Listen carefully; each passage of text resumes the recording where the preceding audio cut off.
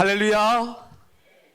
이 시간 우리 모든 믿음의 형제 자매들, 믿음의 가정에 하나님의 풍성한 은혜가 함께 하시길 축복합니다. 오늘은 우리 교회가 창립 69주년을 맞이하는 날입니다.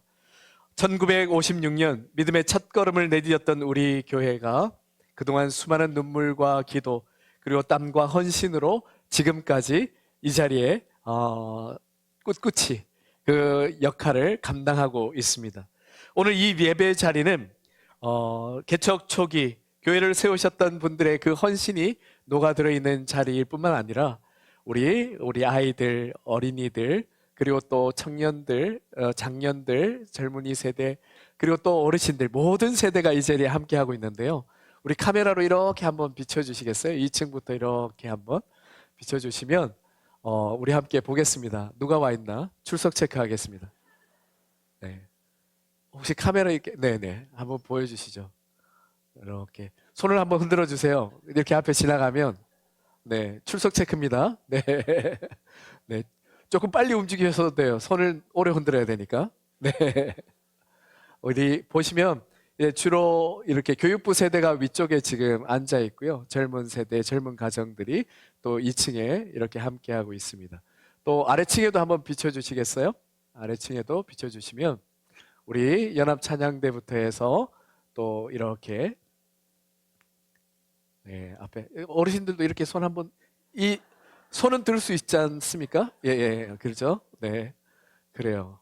우리 전 세대가 이렇게 함께하는 참 뜻깊은 연합 예배 시간을 가지고 있습니다. 이런 날은 참 그저 쉽게 오는 날은 아닙니다. 그동안에 69년이라는 긴 세월 동안 우리 교회가 왜 어려움이 없었겠습니까? 그리고 항상 좋고 아름다운 일만 있었겠습니까? 어려운 일도 있었고 또 마음 아프고 가슴 아픈 일도 있었지만 그러나 그러한 상황 속에서 하나님의 긍휼하심이 우리에게 끊임없이 있었고 그리고 그 순간에도 믿음을 놓지 않고 눈물로 기도하며 인내하며 서로 보듬으며 사랑하며 지나온 세월들이 있기 때문에 우리가 이렇게 함께 예배하고 있는 것입니다. 이 모든 것은 참으로 주님의 은혜입니다. 우리가 인내할 수 있었던 것도 그리고 또 함께 이렇게 사랑하며 이 자리까지 올 수 있었던 모든 것도 하나님의 은혜입니다. 우리 하나님의 은혜에 감사하며 우리 박수하겠습니다. 하나님 감사합니다. 주님께서 이 시간 이 순간까지 함께 하심에 감사합니다. 또한 저 또한 너무너무 감사합니다. 이전에 이제 심장 재시술을 하기 전에는 뭐 이렇게 움직이고 활동하는 것도 참 힘들었었는데요. 요번에 많이들 기도해 주시고 하나님께서 되게 불쌍히 여기셨나 봐요. 그래서 요번에 재시술을 한 이후에는 훨씬 더 좋아졌습니다. 좀 쌩쌩해 보이지 않습니까? 감사합니다. 그래서 오늘 특별히 더 감사한 마음으로 이 자리에 섰습니다. 그렇게 회복하는 기간 동안 참 기도하면서 감사함과 함께 하나님께서 우리 홍광교회에 저를 보내주신 귀한 사명이 있을 텐데 하는 것을 떠올리면서 기도했는데요. 그러면서 이런 기도가 나왔습니다. 더 값진 것을 위해서 정말 앞으로 더 힘써야겠다. 그리고 이렇게 뛰는 심장이 언젠가 갑자기 멈추는 날이 누구에게라도 있을 거 아닙니까? 이렇게 심장을 고쳐주셨으니 더욱 하나님의 그 뜻 가운데 열심히 뛰는 심장 뛰는 그러한 일을 감당해야겠다 하면서 그렇게 기도하면서 이 자리에 섰습니다. 그런데 지금까지의 제 사역의 모습들을 이렇게 돌아봤을 때 정말 무진장 애썼습니다. 노력하고 애쓰고 했는데요. 근데 한 가지가 이런 부분이 참 약한 점이 있었구나 하는 걸 발견했는데 바로 그것은 성령의 역사하심입니다. 제가 너무 성령의 역사하심보다 앞서가지 않았는가, 오히려 내가 성령을 자꾸 끌고 가려고 그러지 않았는가, 이런 것들을 이제 다시 한번 깨달으면서 성령의 역사하심과 성령의 부으심이 반드시 필요하겠구나. 그저 목회뿐만 아니라 함께하고 있는 우리 믿음의 공동체 이 자리에도 성령의 역사하심이 있어야겠다. 그리고 하나님께서는 지금도 부흥의 세대를 기대하시고 계신다 하는 것을 깊이 깨달았습니다. 그래서 어떻게 하면 성령이 부어지는 역사 그리고 이 부흥이 이루어지는 역사가 우리 공동체 가운데 있을 수 있을까를 기도하면서 하나님께서 이 말씀을 깊이 묵상하게 하셨는데요.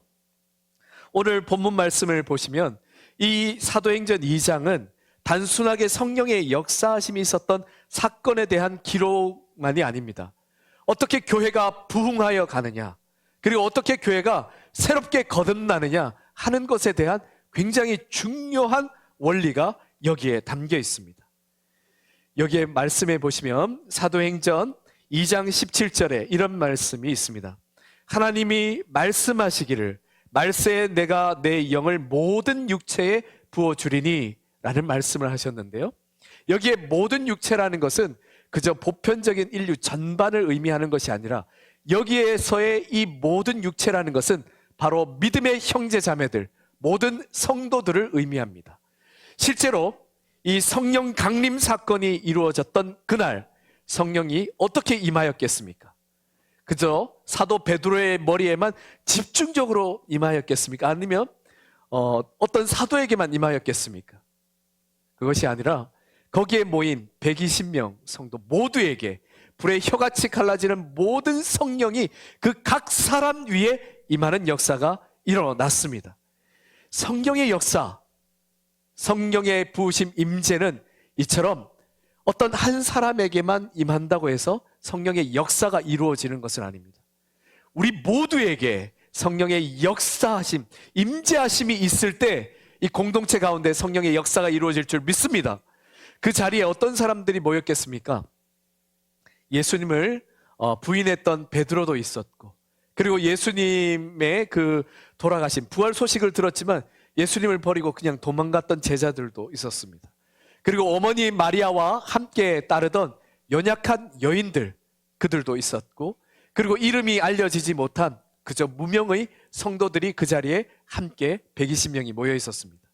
그들이 그렇게 모여 있었던 이유는 예수님의 약속 때문이었습니다. 너희는 몇 날이 못되어 성령으로 세례를 받으리라, 성령을 선물로 받는다라는 그러한 말씀을 믿고 그 자리에 모여 있었던 것입니다. 그래서 성령님이 임하신 그때에 그들은 성령의 임하심이 각 사람에게 이루어지는 그 놀라운 광경을 목격하고 경험하게 됩니다. 이처럼 성령의 역사는 성령의 임재를 받은 각 사람이 모인 공동체에서 일어나는 것입니다. 저는 이 비밀을 다시 한 번 더 새롭게 깨달았습니다. 성령의 역사는 있는데, 언제라도 있는데, 그러나 아무 때나 아무 사람에게나 아무 공동체에게나 주어지지 않는다는 겁니다.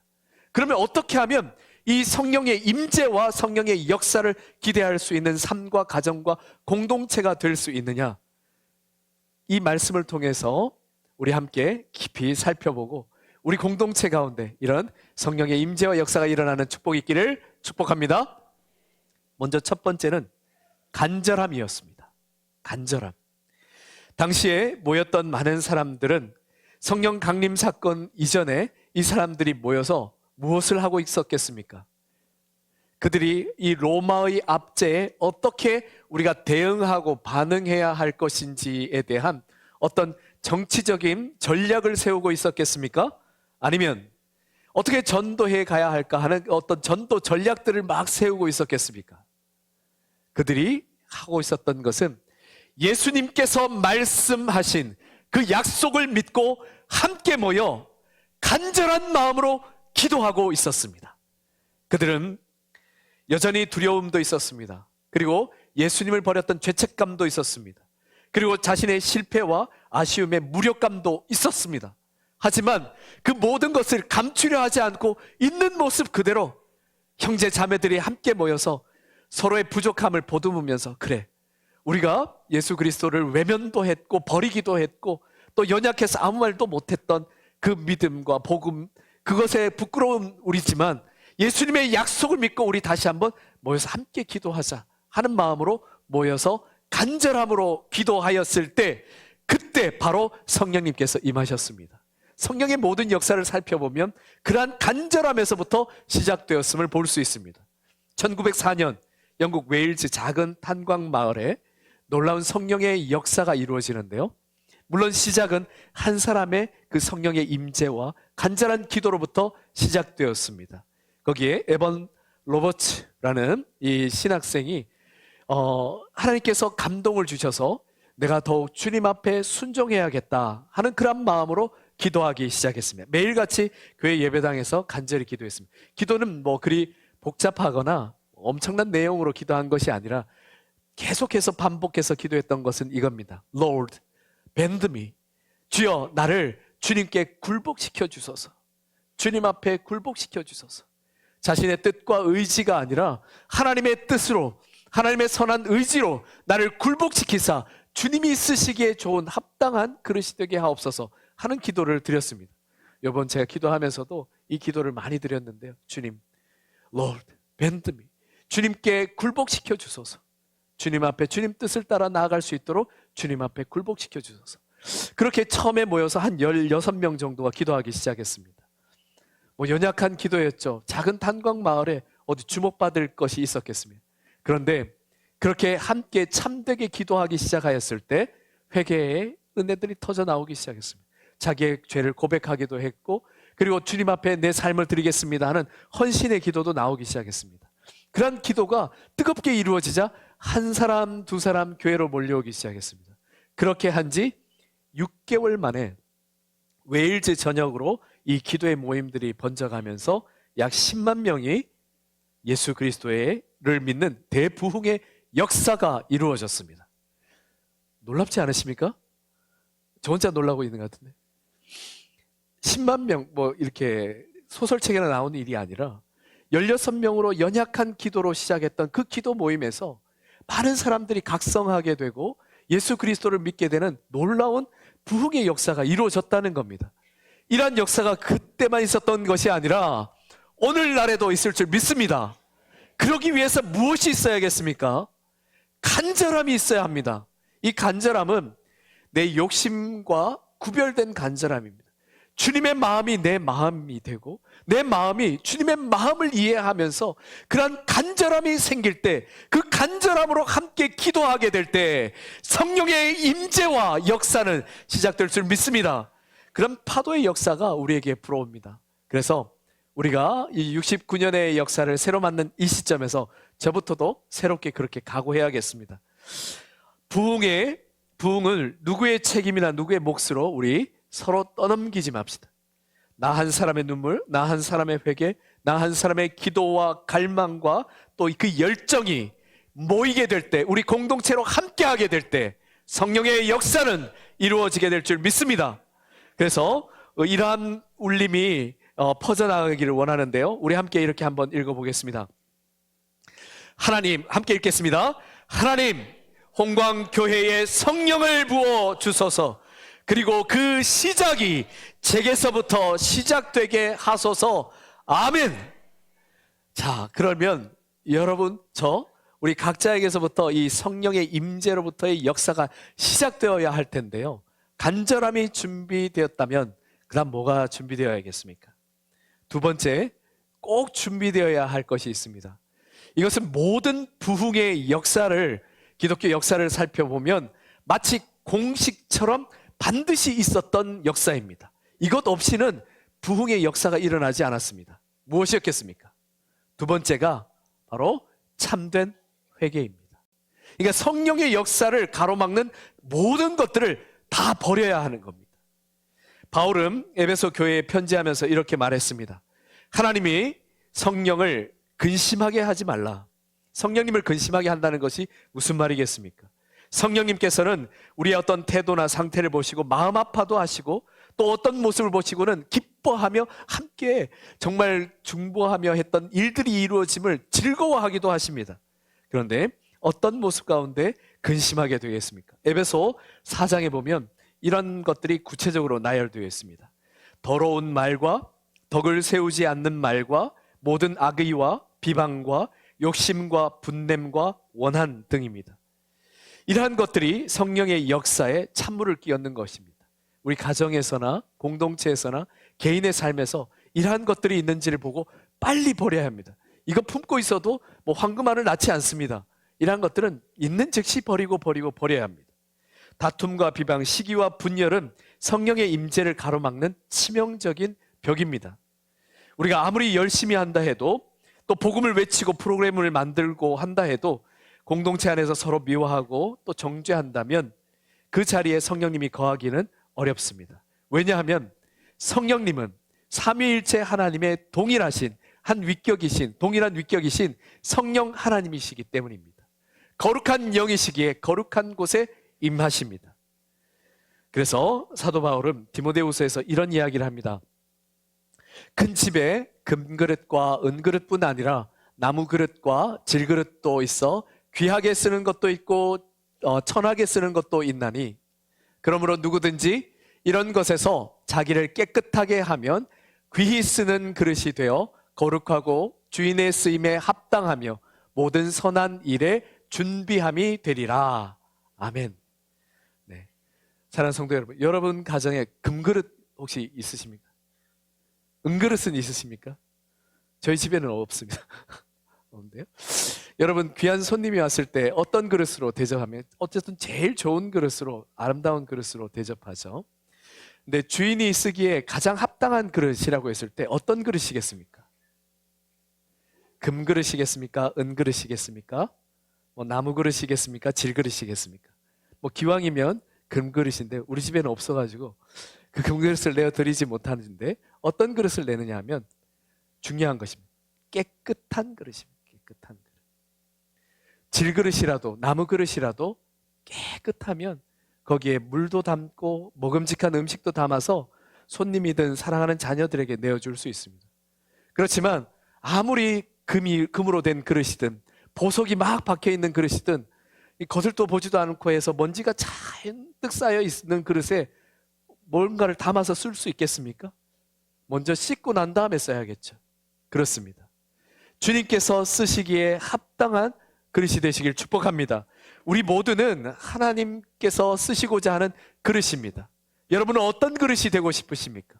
주인이 언제라도 찾는 그릇이 되기를 원하십니까? 아니면 주님이 찾기에는 손대기에는 좀 꺼림직한 그릇이 되기를 원하십니까? 어떤 그릇이 되기를 원하십니까? 네? 깨끗한 그릇. 주님께서 언제라도 기쁨으로 사용하시는 깨끗한 그릇 되시기를 축복합니다. 그런데 이 그릇을 어떻게 하면 깨끗이 씻을 수 있겠습니까? 우리의 의로, 공로로 열심히 빡빡 문질러도 깊게 새겨진 그런 때가 지워지지 않는 게 있습니다. 죄의 때가 아무리 우리의 의로 닦아도 지워지지 않습니다. 그 죄의 때는 예수 그리스도의 보혈로만 깨끗이 씻김을 받습니다. 사랑하는 성도 여러분, 그래서 참된 회개로 주 예수 그리스도의 보혈로 나를 깨끗이 정결하게 씻어 주옵소서, 그렇게 믿음으로 고백하고 참되게 회개할 때 주님께서 쓰시기에 합당한 그릇이 되는 것입니다.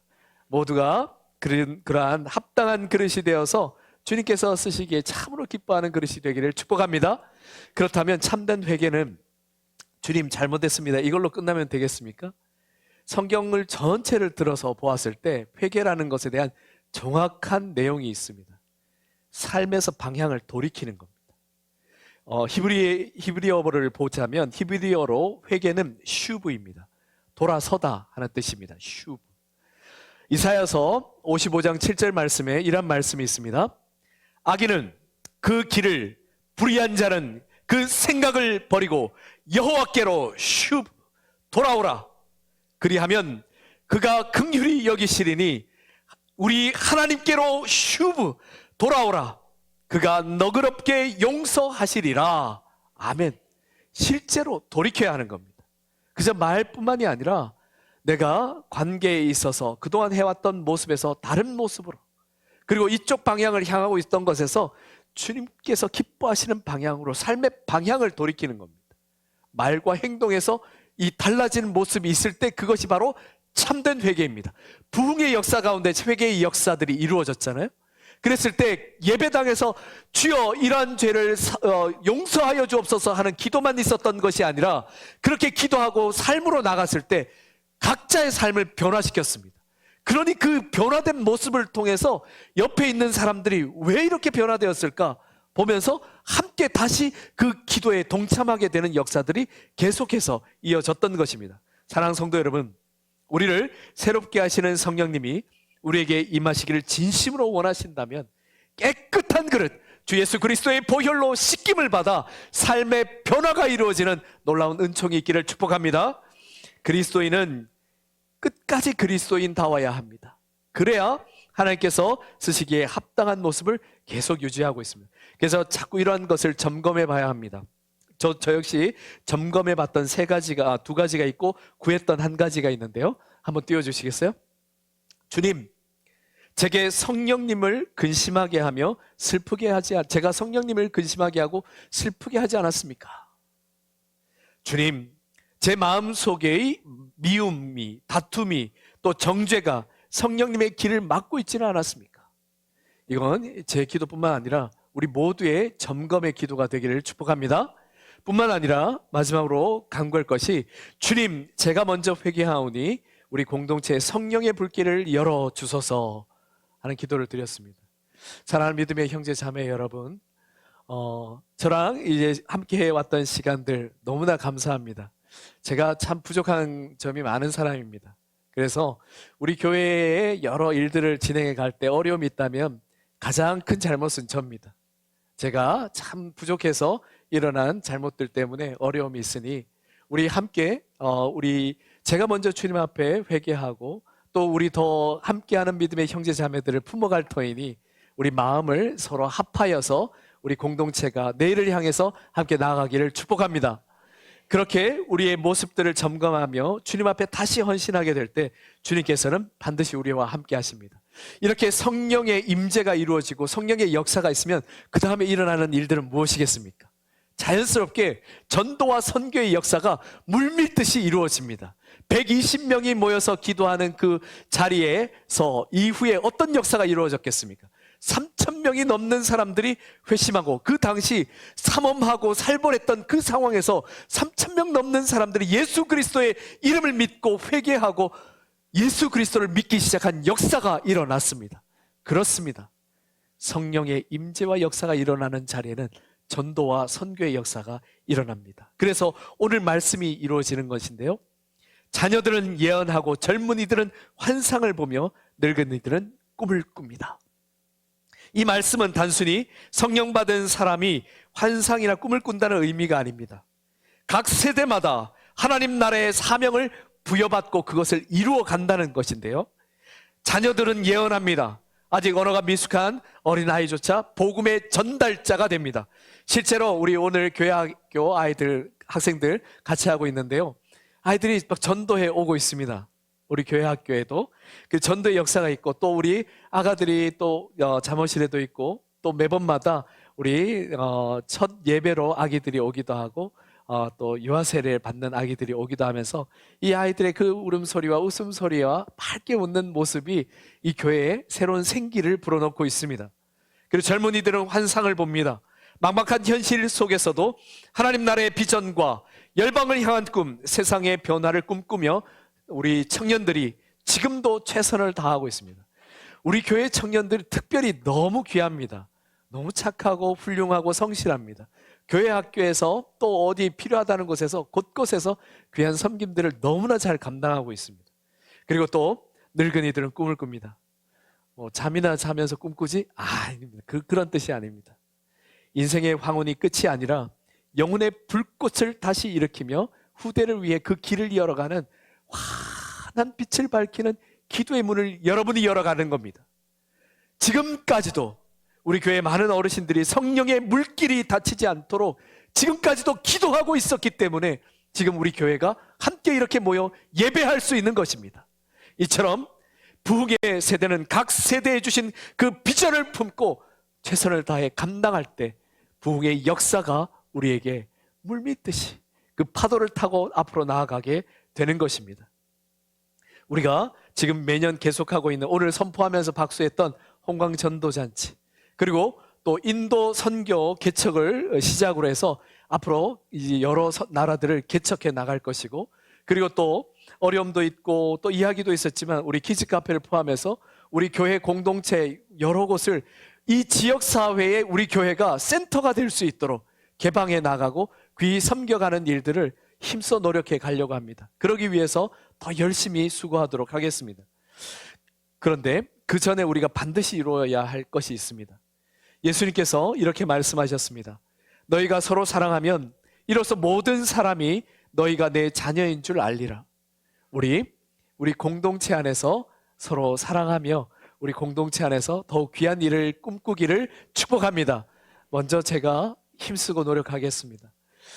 우리가 복음을 전할 때, 복음을 전달받을 때 사람들은 뭘 보는지 아십니까? 그 사람이 어떤 삶을 사는지 궁금해합니다. 그 사람이 제대로 된 삶을 살고 있는가? 그 사람의 가정은 평안한가? 그가 속해 있는 교회는 평안한가? 이런 것들을 보죠. 우리 교회가 여기 이 자리에 있으면서 이 지역 사회에 이제 소문들이 나갑니다. 우리 교인들이 참 즐거워하고 행복하는 그 삶 자체가 전도가 됩니다. 아, 저 교회 교인을 보았더니 참 이 웃음이 끊이지 않는구나. 우리 한번 미소 지어 볼까요? 빵긋. 네. 예, 얼굴에도 근육이 있어서 자꾸 미소 짓고 해야 됩니다. 저도 이 목회 결단하고 서는 그 전까지는 이런 실없는 모습이 아니었습니다. 좀 날카롭고 그런 인상이었는데요. 그 후부터는 그냥 정신줄을 하나님께 놓고는 이렇게 늘 웃는 모습으로 살아가려고 애쓰고 있는데, 자주 웃어야 됩니다. 그 모습 속에서 전도가 되는 겁니다. 그러기 위해서 우리 안에 서로 사랑하고 또 배려하고 아껴주고 또 부족함이 있더라도 서로 다독여주면서 끌어줘야 합니다. 우리 안에 먼저 그런 사랑이 넘칠 때 자연스럽게 복음은 전해지는 겁니다. 사랑하는 성도 여러분, 오늘 우리 홍강교회 창립 69주년이라는 은혜 위에 우리가 함께 서 있습니다. 이제 곧 70주년을 향해서 나아갑니다. 70이라는 수는 굉장히 특별합니다. 희년이라는 그 숫자가 성경에 기록되어 있는 만큼 매우 중요한 한 해를 앞두고 있습니다.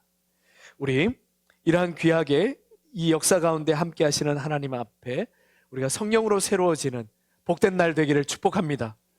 이 모든 여정은 부흥의 세대를 깨우는 길입니다. 이 자리에 함께하는 우리 성도님, 저와 여러분, 우리로부터 시작되는 것입니다. 성령의 역사에 있어서 공동체와 개인의 삶을 이건 별개라고 생각하는 분들이 계십니까? 그렇지 않습니다. 우리 함께하는 이 홍강 공동체가 건강해지고 이 성령으로 뜨거워지고 복음과 전도에 힘을 다하게 되면 각 가정으로도 그 은혜가 흘러가게 되어 있습니다. 특별히 제가 이 심장 재시술을 하고 나서 몸으로 느꼈는데요. 이걸 하기 전까지는 심장이 한 40-50% 계속 이상 증상이 일어나서 걷는 것도 숨 쉬는 것도 그리고 또 심지어 자는 것도 힘들었습니다. 지금 좀 목이 쉰 건 제가 열정을 다해서 이제 말씀을 전하고 있어서 그런 거지 아주 쌩쌩합니다. 한 2번 더 설교할 수 있습니다. 그런데 네, 감사합니다. 그런데 할렐루야. 네. 하고 났더니 이 뛰는 심장이 정상적으로 힘차게 잘 뛰어주니까 피가 잘 돌아가니까 보통 걷는 것도 지치지 않고 그리고 또 숨차서 힘들어하는 것도 없이 이러한 모습을 보면서 우리 교회 공동체도 마찬가지고 교회 공동체에 있어야 할 심장인 성령의 임재하심, 그것이 힘차게 뛰게 될 때 우리 교회가 건강하게 될 때 우리 지체들의 가정에도 그러한 선한 영향력이 다 미치게 될 줄 믿습니다. 그래서 우리가 함께 우리 공동체를 위해서도 기도해야 하는 것입니다. 사랑하는 형제자매 여러분, 이제 우리 함께 꿈꿉시다. 부흥의 역사는 공동체 몇 사람만으로는 절대 부족합니다. 오순절 임하신 성령님은 각 사람 위에 임하셨습니다. 불의 혀와 같은 성령님이 그 자리에 간절히 사모하는 모든 이들에게 임하신 것처럼 오늘 이 시간 성령님의 임재하심이 있을 줄 믿습니다. 사랑하는 성도 여러분, 하나님은 우리에게 이렇게 물으십니다. 너희가 내 영을 받을 준비가 되어 있느냐? 너희가 꿈꾸는 교회가 되겠느냐? 너희는 부흥의 세대를 깨우겠느냐? 이 부르심 앞에 우리 모두가 이렇게 대답하기를 간절히 소망합니다. 함께 하나하나 외치겠습니다. 주여 성령을 부어 주소서. 우리를 다시 일으켜 주소서. 우리 교회가 부흥의 통로가 되게 하소서. 아멘. 사랑하는 성도 여러분, 오늘 이 예배가 그저 과거의 어느 때를 기념하는 날이 아니라 미래의 선포가 되기를 축복합니다. 지금도 성령님은 이 자리에서 역사하고 계십니다. 성령의 바람이 우리를 감싸고 있습니다. 그저 우리의 힘과 노력과 의로 뭔가를 하려면 막히고 부딪히고 뭐 여러 가지 어려움이 있습니다. 그러나 돛을 높이 세우고 우리 함께 한 마음으로 돛줄을 잡고 방향을 함께 맞춰서 이리저리 당긴다고 막 정신없이 그러지 말고 한 방향으로 딱 잡으면 성령의 바람이 불 때 그 누가 막을 수 있겠습니까? 어떤 물결도 헤쳐나가며 주님의 선한 역사를 이루게 될 줄 믿습니다. 홍강 공동체 형제 자매 여러분, 신앙의 가족 여러분, 우리 성령으로 다시 깨어납시다. 우리 모두가 성령의 불길을 이어갈 부흥의 세대가 되기를 주님의 이름으로 축복합니다. 함께 기도드리겠습니다. 하나님 아버지, 교회 창립 69주년을 맞이한 오늘 주의 은혜로 여기까지 인도하심을 감사드립니다. 넘어질 때마다 우리를 붙드시고 아픔 속에서도 예배의 자리를 지켜오게 하신 주님, 참 감사합니다. 이제 다시 주님의 부르심 앞에 섭니다. 성령님, 우리 가운데 임하여 주옵소서. 굳은 마음을 부드럽게 하시고 메마른 심령에 생명의 바람을 불어넣어 주옵소서. 오순절의 성령의 불길이 오늘 우리 각 사람 위에 임하게 하시고 그 불길이 우리 공동체 전체와 다음 세대와 이 땅까지 퍼져가게 하옵소서. 다시 사랑하게 하시고 용서하게 하시며 전도하고 선교하는 교회가 되게 하옵소서. 특별히 우리 다음 세대 위에 성령의 기름을 부어주시고 그들이 하나님 나라의 꿈을 꾸며 믿음의 큰 용사로 자라가게 하옵소서. 70주년을 향해 가는 이 공동체가 성령으로 새롭게 일어나 부흥의 통로가 되게 하옵소서. 예수 그리스도 이름으로 기도드립니다. 아멘.